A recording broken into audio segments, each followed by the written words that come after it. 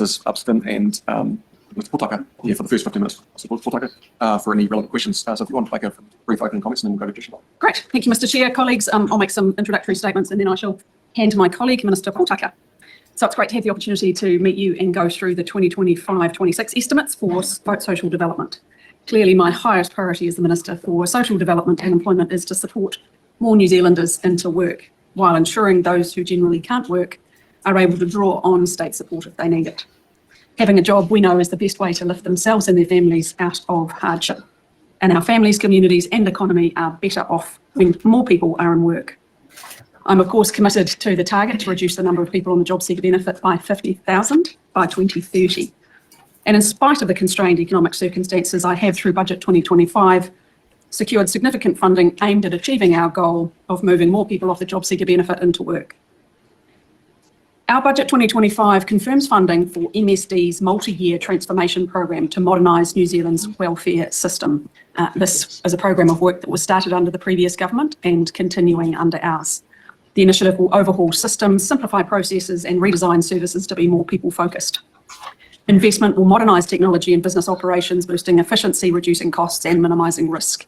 The program aims to enhance service effectiveness, improve government efficiency and allow MSD to better target support to those in need. Transformation is expected to deliver savings of about $1.9 billion over the 10-year period from a combination of administrative savings and getting people off benefits and into work from the 27-28 year. This transformation project will help deliver better benefits to MSD and will ensure that MSD is better working with partners and reducing red tape so they can focus on helping people and will significantly reduce the overall risk of system failure. Budget 25 has an Invest to Save initiative that allocates $343 million over the 4 years to maintain effective MSD employment support services, aiming to save $490 million overall. This includes funding 490 MSD staff for 2 more years to deliver case management and redeployment services, helping people into work and reducing the reliance on benefits. It also supports the Welfare That Works plan with community job coaches and bonuses for those staying off benefit for 12 months. Serving 70,000 clients at any time, the initiative leverages proven employment programs to meet the job seeker reduction target and deliver a net saving of $147 million to taxpayers. Our government is refocusing support for young people to encourage work or study over a reliance on welfare. From July 27, a parental assistance test will determine eligibility for job seeker support and emergency benefit for single 18 and 19-year-olds. This aims to strengthen the financial incentives for youth to pursue employment, education or training. The policy reflects the belief that young adults who are not working or studying should be supported by their parents in the first instance, not the taxpayer. This change addresses the concern that under 25s on job seeker support are projected to spend on average 18 future years on benefit, which is a 49% increase from 2017. Hold on, okay, I have to pause there. First of all, hi Soraya, thank you so much for joining us. And this is Michael, I guess he's joining us too. Michael, that was it, thank you. Hi, good to see you guys. How are you doing tonight? Good, how are you? Sorry, my technical difficulties. Don't worry, we started late because I also had technical difficulties. Here. Great. So right. I missed the last little bit, so where are we? Yeah, so I wanted to stop it because people who work in stats have proven that this statement is incorrect. This is a... Oh, words. Where have my words gone? It's not on the breeze. Oh, what? Sorry, Michael? I thought, is it a misnomer? I'm trying to remember if I've heard. It's a projection. It's not a true figure. Based on modelling statistics, this could happen in an extreme circumstance. So this is not a true statistic. This is just what they are playing on to make people think that young people are lazy and don't want to work for their money. Okay. Well, you've got to have opportunities, don't you? You can't just work on a minimum wage to do a dead-end job. Exactly. So I didn't quite hear the statement. So what did she actually What was she claiming? That people who go on a benefit under the age of 25 are on average going to spend 18 years on a benefit. I haven't seen anything like that. Have you? Again, that's an average. That's not a median, or that's the mean. That's a sum divided by the number of people involved. That's not really a good interpretation of the data, I would say. Yes, and it's also an extreme modelling prediction. This is worst case scenario. In actual fact, people who go on a job seekers benefit under the age of 25 are on average spending a maximum of 2.5 years in total until they turn 25 on a benefit of some sort. I just don't think kids coming out of school and even like, you know, you don't just necessarily go straight into your job, do you? You know, like the thing is, No, exactly. I think it takes 10 years to sort of, well, even if you want to be highly educated, you can get highly educated in something and go out and then finally get to work in that dream job, and you never end up working in that job. So there's that period, isn't it, where you just chop and change. Exactly. And seventh formers, or sorry, what is it now? Year 13s finish school in November. University training doesn't start up again until January. What are they supposed to do in the meantime? Well, if I finish school in November, the first thing I'd be doing is I'd be enjoying the summer, and I'd go away on holiday and I'd go and do stuff because I'm out of school. No one's going to make me go into a job when I'm out of school. I wish if I could do my time again, I'd spend 2 or 3 years just tripping around, trekking around. I wouldn't get a full-time job. But that's what I did. I don't actually subscribe to the model that we're better people if we just go straight out of school and straight into work. You got to find yourself. But if you could have some part-time work during school, that is very healthy. I understand what you did then. And the other thing that used to be summers used to be where you'd go fruit picking in my generation and things like that. And those sorts of jobs aren't there anymore because they're roboticized, or there's all of these additional laws to be able to do that. So you can't actually track around and do that sort of thing. Yeah, you can't just bugger off to the Hawke's Bay for 3 months, pick fruit and go back and get a full-time job or start studying anymore. The biggest problem is Mr. Luxon's mates in the Hawke's Bay would probably want $330 a night to stay there because you're not allowed to freedom camp, are you? So, you know, you're not going to make, even if you make $100 a day, it's cost you $300 to stay the night in the luxury hotel. Exactly. This is a very good point. But anyway, we should one more get thing. back to the video. This statistic may be including the times when many citizens went on some kind of MSD support due to lockdown and associated pandemics. So they probably haven't adjusted their statistics for that. And so projecting that because of this steep increase in people requiring government assistance. Exactly. But right, let's continue on with whatever nonsense comes out of her mouth next. It's a good start. We've also passed the Social Security Amendment Bill, expanding the traffic light system to better support beneficiaries in preparing for or finding work, with 2 new financial sanctions introduced, money management and community work experience. From the 20th of October, we're adding 2 more sanctions, upskilling and job search requirement. Obligation failures will now carry over for 2 years instead of 1. From the 1st of July, job seeker clients must reapply every 26 weeks, which will enable more frequent engagement with MSD. This is all about improving employment outcomes.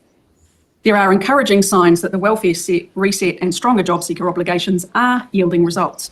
Between July and December 2024, 33,147 people cancelled their job seeker benefit due to finding work, which is a 22% increase over the year prior. In early 2025, over 2,000 additional job seekers found employment compared to the last year. While the overall number on benefits has grown, MSD's focus on employment and proactive staff engagement are helping more people transition into jobs by combining accountability with strong support. Budget 2025 also addresses the ongoing cost of living by updating the accommodation supplement boundaries to reflect urban changes offset by the revised eligibility for homeowner support. We're extending funding for food banks, the Kickstart Breakfast Program and Kids Can Jacket Initiative. And the refreshed child and youth strategy will focus on early childhood support, reducing hardship and preventing harm. Budget 2025 builds on previous savings by enhancing service efficiency and reducing costs. MSD will use income data to improve payment accuracy, which is something I know we've talked about in the past, supporting fiscal sustainability while maintaining client services. Mr. Chair, I'll hand over to my ministerial colleague for this first part of the questions. Tēnā koe e te minita. Tēnā koe e te minita, Louise. Me ngā mihi ka mea mea hoki o te wao puanga, te kairuri o te tau tawhito, me te wao matariki te kauhuaki i te tau hau. And matariki and puanga, greetings to all. Okay, before we continue on with that, does anyone have any comments on what else Louise has said? I think the standout thing is client. Okay, so these aren't clients. These are young people that predominantly find themselves in places that don't have great job opportunities, you know, and they're not a client. They're a potential taxpayer. They're going to be paying tax most of their life. They've already paid for their education. And, you know, I think the thing is they're making a business out of it, and it's carrot and stick and all the rest of it. Those statistics, 33,000 people, how many of those went to Australia? Because we've had a lot of people that have buggered off to Australia. How many people went back to study? They said they went on a job. I think that's bullshit because there wasn't jobs. You know, like we haven't had 33,000 jobs suddenly appear since they started doing that. So I think that should have been cleaner and clearer, because maybe even if there was 33,000 people that went off jobs, the national government came in and created another 50,000 people out of work by cutting all of these jobs in the public sector. Now, it's just bullshit. It's terrible to think that these kids are going to get battered around. Like, you're better off to say to them, hey, go live your life, have a bit of fun, like I said before. Like, the thing is if you're going to do this, like, this is what puts people into a system, and the next client they become of is the Department of Corrections. Yeah. That's You know, social services isn't about making clients, because we just become a client. Are we going to be students? Are students going to become clients?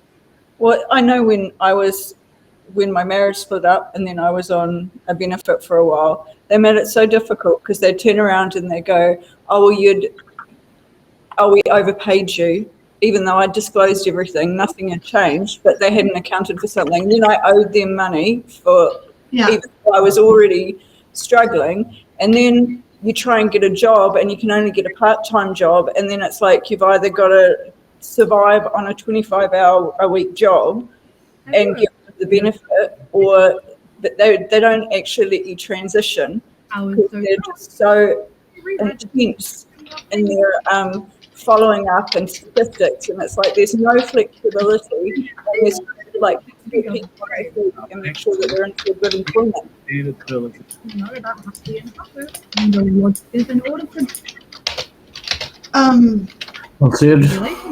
Also, I know that some of those statistics of people coming off of job seekers benefits are people who have aged out and gone on the pension, people who have entered into a relationship and therefore no longer qualify for a benefit, and people who have died. So no, they are not just looking at people that have gone into full-time gainful employment. They are looking at any means necessary to get somebody off a benefit. And you know why this hurts me is because when I was 14 or 15, I found out that I could make $900 in 4 hours by interpreting census data for target marketing and putting it visually on a map. And I wasn't driven in that way because I used that to buy the computer, and then I had my friendships and relationships and thought about the next step. And learned that I should have made the money while I could. But this is an absolute, who are they paying? Who's not doing their job? Oh no, they're just ruining the actual chain of everyone should take part in the bigger running of house. Never mind that. Let's just pay, cut all of the skilled work support so that people without educations get paid more, and those that are educated leave so that they can get paid what they deserve as well. I mean, we all kind of deserve the same wage sometimes, whatever, but like if you're going to study that hard and get the fucking technical work that no one else can do, etc., whatever. Yeah. I'm not that guy. I'm deep frustration right now. Please take the floor.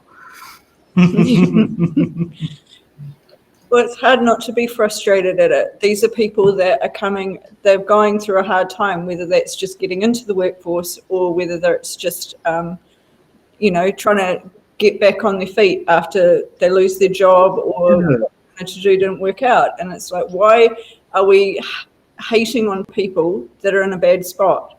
It's quite a different thing if you've got somebody and they're using fake IDs and they're claiming full benefits or something. That's benefit fraud, but that's a completely different thing. It's very creative. Anybody that does that, full marks. The thing that's really peaked me off is the same time they're doing this. This has already come out that the people that are struggling the most in the world are from 18 to 26. These are the people that feel most disconnected. Yeah. This is like a huge international study. 200,000 people took part in it. It's massive, and so this is the people that like National woke up in the morning and they thought, these people don't vote for us. Let's kick these bastards in the ass. Now, it's really sad because it's the easiest group to just back off. And things are going to get hard. Things are going to get really tough. They were already tough. Food, I grow food. I've got food around me, but it still costs us a lot of money when I go to the supermarket for the shit I have to buy. But when I look at what food costs, and I think, how the hell? And so if you actually wanted to eat properly right now, you've never got enough money when you're a young person to eat properly. So you're only going to be eating shit, And then, we're a country that is like, we've never been making so much money out of food. And it makes us cry as farmers to see that our food's so damn expensive and we're so poorly fed. That's something they could do something about, and that'll get that, to do something to actually make food affordable in this country. Well, you've got to get rid of the monopoly supply chain issues off the supermarkets. Yeah. That's the number one thing, man. That she just said, oh, well, we're going to give you breakfast and then kick your ass all day. Yeah. Yeah. It's like giving kids in low decile schools breakfast free of charge is a fantastic idea. There are a lot of children that go to school in the mornings without having had breakfast simply because their parents cannot afford it for all the reasons that we've been listing. And it's not just because the parents are too lazy and too addicted to substances to go and do the groceries. It's because they are choosing between heating their home and eating for the week. They are choosing between drying their laundry or having a shower. It's ridiculous, and nobody should ever have to live like that. But you can't say that you're trying to help children in schools with food when you have the current school lunch debacle going on. Oh, yeah. See, I just glazed over that. Yeah. It's disgraceful. Like my oldest sister, before she moved out of the region, her kids were in a school with the school lunch program.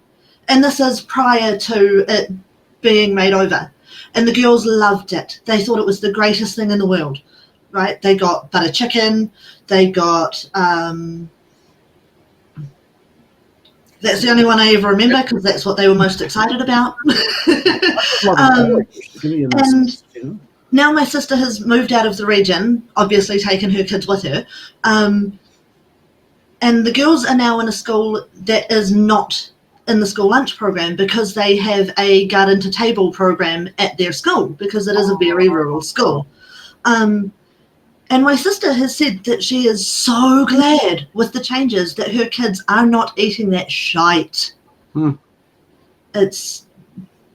They go through to this. I think the local one in Silverstream has a plan there. Like they've been gathering resources. They haven't opened the department yet. I love that idea. Absolutely. That's, my 10-year plan is get to a place I can do that for the community over the next 10 years. Yeah, in the magic, okay? It's like if you can teach somebody how to grow food, like I'm horticulture trained. Yeah. To tell you another thing that's like it really sort of got me today. I've got a really dear friend, Lee Somerville, and he had quite a silly accident out fishing, but he was a horse trainer, and he was one of the guys that taught the horse riders on Lord of the Rings. So there was 2 or 3 of them, and like they had like 300 horses, and they taught about 400 of the cast how to ride and things like that. So he's a real character. Anyway, he's on a school bus, and they did a thing on him on TV, I think last night. But we don't have TV, so I didn't get told about it. But I can just imagine it. And all the kids love going with Lee because Lee goes and picks them up, and he sings with them all the way. Like it's a far out rural trip, and he just makes school so much fun. And all the parents said, "This is all really good, but the kids don't want to go to school with us anymore. They only want to go to school with Lee." Hey, at least the kids want to go to school. Yeah. And the thing, like so many kids I talk to, they really hate school, and like that's what's wrong with the system. And I'm not saying that everybody's a Lee, but there were some teachers at my school that made it fun. Some real old bastards too, but there were some that made it real fun. And I think that's the thing is like this is just more pain. Like you got to move people towards pleasure, not pain. You can't, you can't just keep making pain. You've got to make pleasure somewhere. Yeah. Well, speaking of putting people through pain, unfortunately, we haven't even gotten through this introduction yet, so we should probably move on.